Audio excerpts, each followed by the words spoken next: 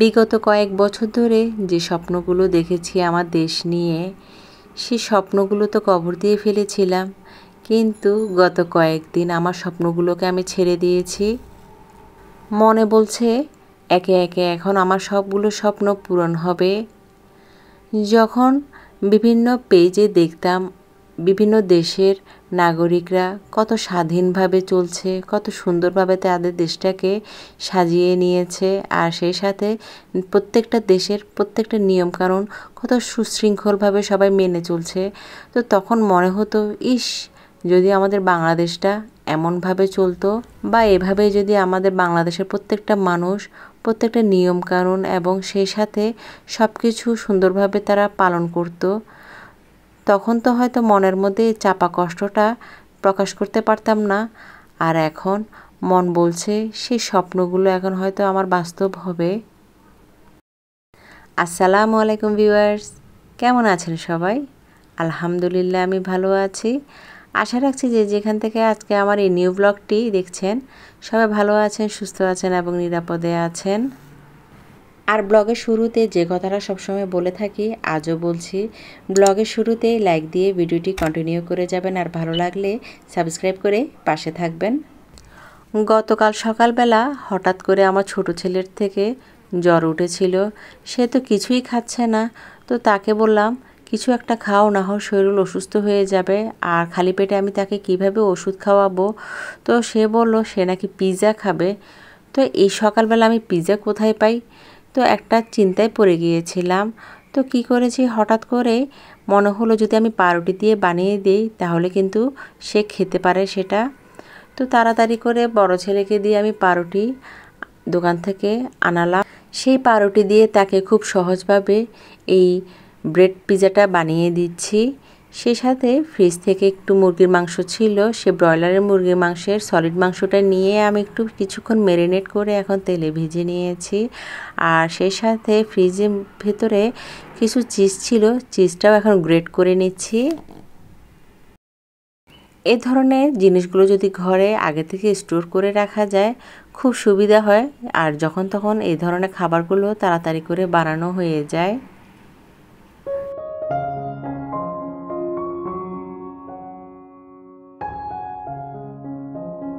আর প্রতিদিন তাদেরকে যদি আমি রুটি পরোটা দেই, তারা খুব একটা খেতেও চায় না। মাঝে মাঝে খাবারের ভিন্নতা যদি বাচ্চাদেরকে দিয়ে থাকি তাহলে তারাও খুব আনন্দ সহকারে এ ধরনের খাবারগুলো খেয়ে থাকে। আর বিশেষ করে সকালবেলা ব্রেকফাস্টটাতে আমার ছেলেরা বেশ বায়না করে। একে তো তারা খেতে চায় না সকালবেলা, তার উপরে যদি এক খাবার প্রতিদিন দিই তাহলে তেমন একটা খেতে চায় না। সেজন্য মা হয়ে আমি এই কাজটা সবসময় করে থাকি। তাদেরকে চেষ্টা করি সকালবেলা ব্রেকফাস্টটা মাঝে মাঝে একটু তাদের পছন্দের জিনিসগুলো দিয়ে বানিয়ে দিতে। এদিক দিয়ে ব্রেড পিৎজা বানাতে গিয়ে দেখলাম আমার টমেটো সস শেষ হয়ে গিয়েছিল, শুধু চিলি সস ছিল, আর চিলি সসটা একটু ঝাল, তাই একটু কম পরিমাণে দিয়েছি এই ব্রেডের মাঝে। আমার এই প্রিয় সোনার বাংলাদেশটা নতুন করে আবার সেজে উঠবে, আর সেজন্য অন্তর্বর্তীকালীন সরকার গঠন হয়েছে। মন বলছে বিগত কয়েক বছর ধরে যে স্বপ্নগুলো আমি দেখেছি আমার দেশ নিয়ে, সেগুলো হয়তো এখন আস্তে আস্তে পূরণ হবে। শুধু মাঝে মাঝে কিছু অপ্রীতিকর ঘটনা যখন পড়ি তখন এত কষ্ট লাগে, আর দেখলেও তখন খুব বুকে ব্যথা করে। যেভাবে চারদিকে লুটপাট এবং ডাকাতির খবর শুনছি, মাঝে মাঝে খুব ভয় লাগে। যে কষ্টের বিনিময়ে আমাদের এই দ্বিতীয়বার স্বাধীনতা অর্জন করা হয়েছে, যেন এই স্বাধীনতাটা সবাই রক্ষা করতে পারে, আর আল্লাহ তাআলা যেন সবার মাঝে হেদায়েত দান করে। এদিক দিয়ে ব্রেড পিৎজাটাতে চিজ, চিকেন সব কিছুই দিয়ে আমি একটি কোটিং করে ফেলেছি। আর এখন চুলার উপরে আমার যে ননস্টিক ফ্রাই প্যানটা আছে সেটা দিয়ে দিয়েছি, আর ঢাকনা দিয়ে ঠিক 5 মিনিট আমি রেখে দিব। আর এভাবেও আপনারা যে কোনো ব্রেড পিৎজা বানিয়ে নিতে পারেন। এই যে দেখুন কি সুন্দর ধোয়া হয়েছে, আর এই যে চিজগুলো গলে যাওয়ার পরে এই ব্রেড পিৎজাটা দেখতে কতটা ইয়াম্মি লাগছে, তাই না?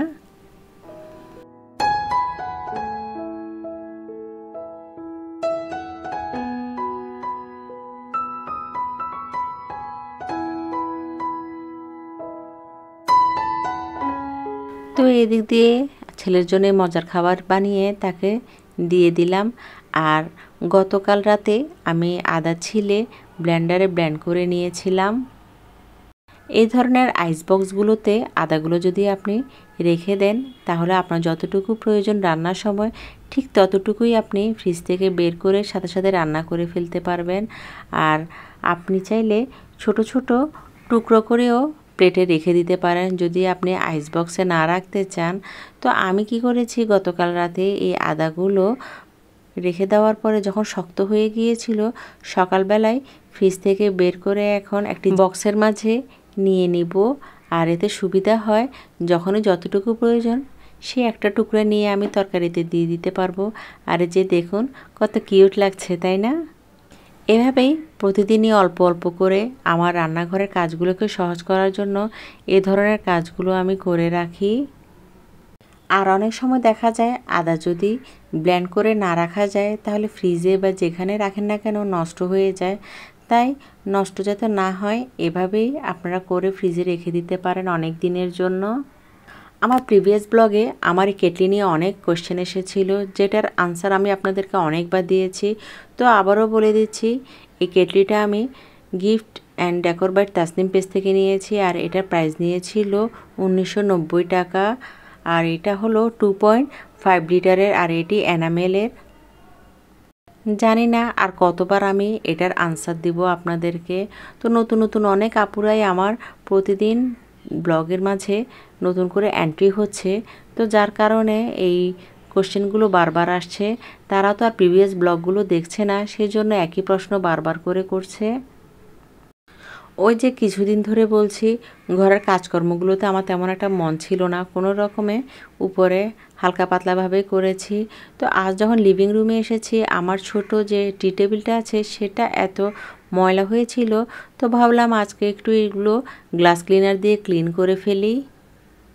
যেহেতু সংসার আমার, আর সংসারে যাবতীয় যা যা জিনিস আছে সব কিছুই আমার কষ্টের উপার্জিত টাকা দিয়ে কেনা হয়েছে, তো এই জিনিসগুলো তো যত্ন অবশ্যই রাখতে হবে।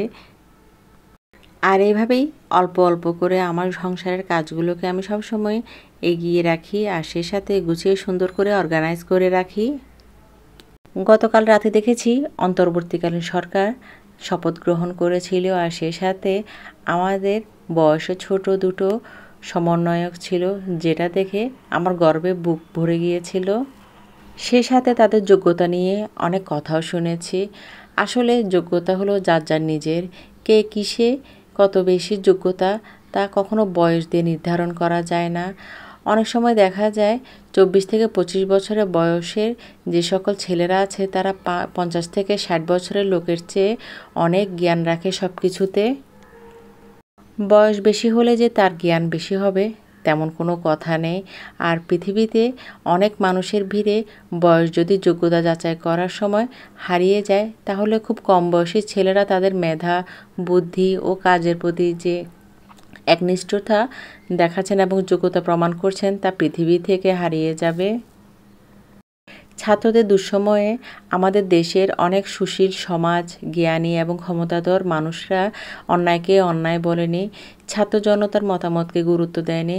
তারা কিন্তু সবাই ছিল যথেষ্ট পরিমাণের অভিজ্ঞতা সম্পন্ন মানুষ, কিন্তু বেশিরভাগ সময় তারা মেরুদণ্ড সোজা ছিল না। পৃথিবীকে দেখার দৃষ্টিভঙ্গি, মানুষের প্রতি দৃষ্টিভঙ্গি এবং বাস্তবতায় এসব কিছু কখনো বয়স দিয়ে যাচাই করা যায় না, যাচাই করা হয় অভিজ্ঞতা দিয়ে। যার অভিজ্ঞতা যত বেশি সে তত দায়িত্বশীল।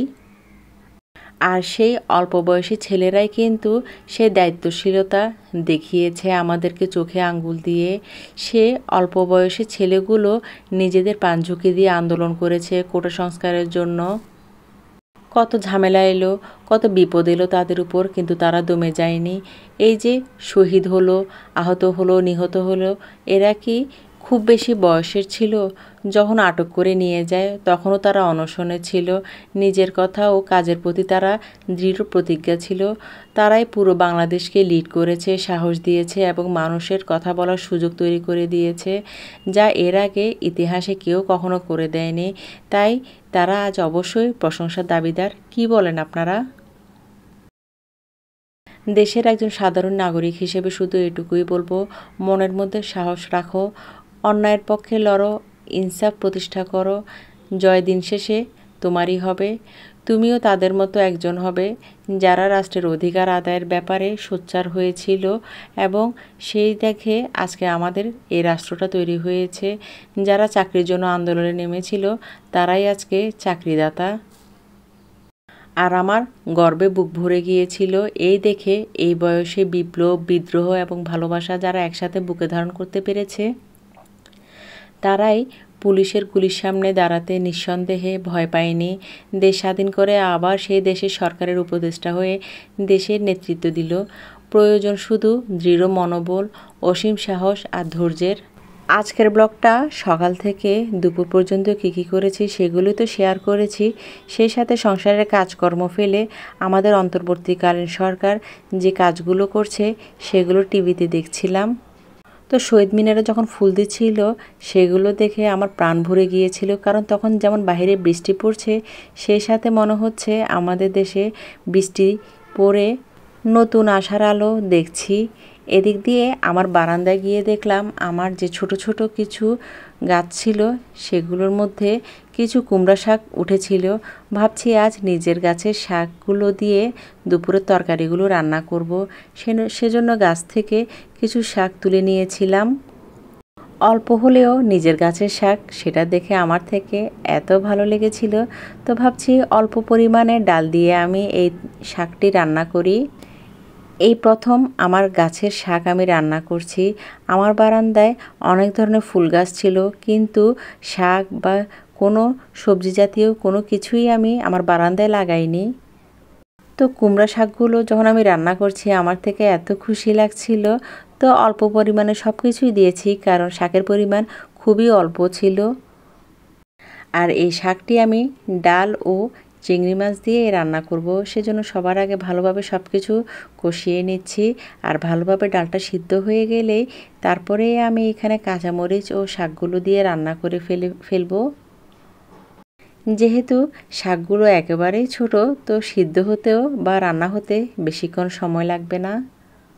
আজকাল অনলাইন পেজগুলোতে ঢুকলে দেখা যায় ছাত্ররা ট্রাফিক নিয়ন্ত্রণ করছে, আলেম সমাজ মন্দির পাহারা দিচ্ছে, মন্দিরের সামনে আজান দিয়ে নামাজ পড়ছে। সব স্তরের ছাত্রছাত্রীরা শহরের পরিষ্কার পরিচ্ছন্নতার ব্যাপারে সোচ্চার হচ্ছে। তারা শহরের দেয়ালগুলোতে রঙিন করে স্বাধীন বহিঃপ্রকাশ করছে, এবং সেই সাথে বিভিন্ন জায়গায় যতটুকু পারছে করে যাচ্ছে সব কিছুই। বিশ্বাস করেন, এসব দেখে চোখ একেবারে জুড়িয়ে যাচ্ছে। চোখের আরাম, মনের শান্তি, এমন বাংলাদেশ তো আমরা চেয়েছিলাম এক সময়, এতদিন, তাই না? সুদিন তো আসছেই, আসবে। আমাদের এভাবে দেশের প্রতি দেশপ্রেম জাগিয়ে রাখতে হবে। আমাদের বুঝতে হবে আমরা আমাদের দেশটাকে আসলে সত্যিকার অর্থে অনেক ভালোবাসি। এদিক দিয়ে আমি প্রেসার কুকারে ডাল বসিয়ে দিয়েছি, আর ভালোভাবে সিদ্ধ হয়ে যাওয়ার পরে এখন বাগার দিয়ে নামিয়ে ফেলছি। আপনারা প্রেসার কুকারে একবার ডাল রান্না করে দেখবেন, এত মজা হয় আর বেশ ভালো লাগে খেতে।